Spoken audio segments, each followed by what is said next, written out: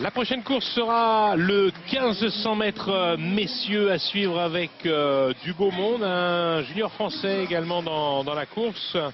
Et on va suivre surtout les Kenyans qui arrivent des sélections, de leur sélection kenyane. Frustré un peu, alors il n'y a pas bien sûr Asbel Kiprop, vous savez, ou encore Conseslus Kipruto, qui possède les bonnes performances cette saison. Mais on va voir du beau monde dans cette course, dans ce 1500 mètres messieurs. Kiprop 3:29:33. Ici Letting, on voit Kipchoge, Kipchirchir. Voici Abderrahmane Anou, l'Algérien, le jeune Elbou Adjadji, le jeune junior français. Lionel Manzano, l'un des Américains d'expérience. Bedwell Birgen, attention à lui, certainement le favori de la course. 3:30:77.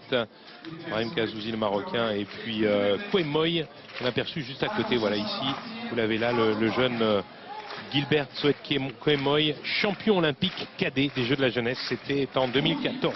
Ouais, moi j'ai envie de suivre un petit peu comme Manzano, un vice-champion olympique en 2012, et puis bon, 3:36 seulement entre guillemets cette saison, vu qu'il a déjà fait 3:30.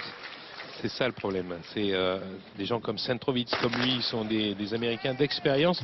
Sur une course tactique, Manzano, il sait tirer son épingle du jeu. Sur une course rapide, c'est plus difficile. Ouais, il n'a pas couru vite depuis quelques temps. En tout cas, un lièvre qui va passer en 2:22 au 1000 mètres.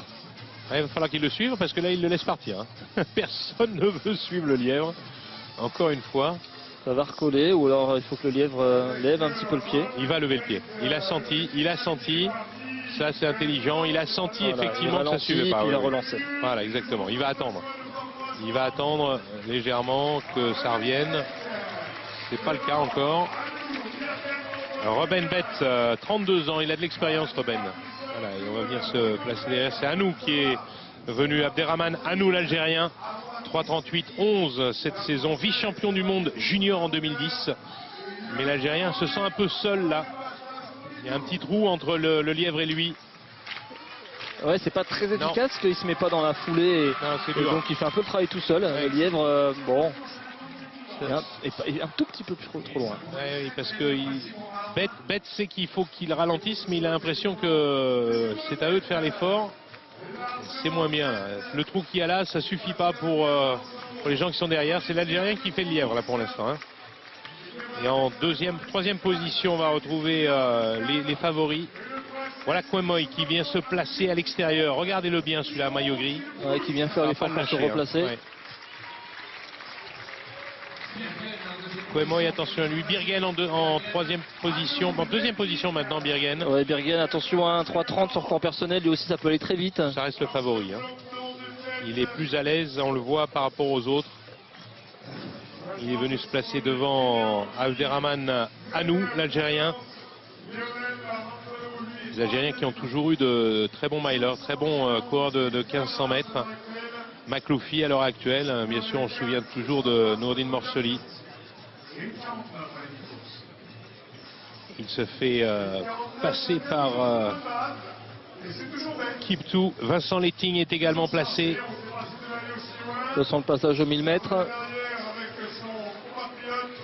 On va passer en un peu plus de 2:26 au 1000.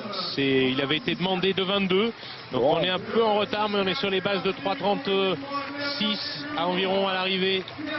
On peut pas dire que Bett, le lièvre, n'a pas fait son boulot. Il est obligé de ralentir, ça n'a pas suivi juste derrière. Ouais, mais regardez, ça revient à la cloche. Hein. La cloche, ils sont 7 potentiellement qui peuvent l'emporter.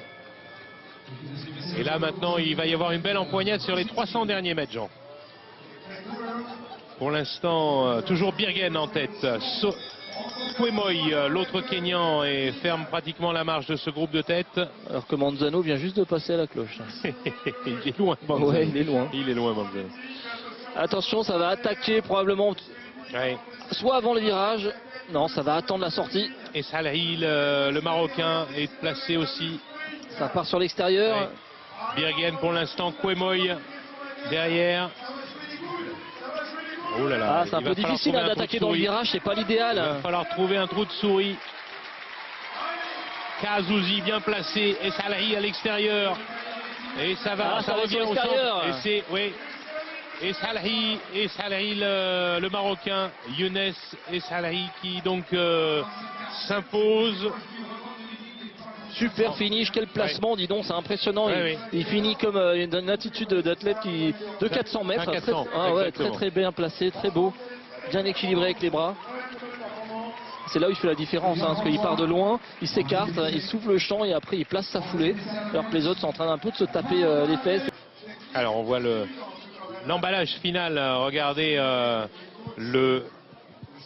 regardez l'extérieur, Kazouzi au centre qui essaye de passer. Mais qui se contracte, qui tire sur la tête, et à l'inverse, à l'extérieur, il y a le placement de la foulée, les bras qui sont bien équilibrés, le buste droit, à aucun moment le bassin casse, et c'est très efficace. Ouais, Letting a essayé de passer à la corde, mais ça ne passe pas non plus, et vous avez raison, le Marocain, bien mieux sur cette fin de course, ici, Younes El Salahi donc qui s'impose.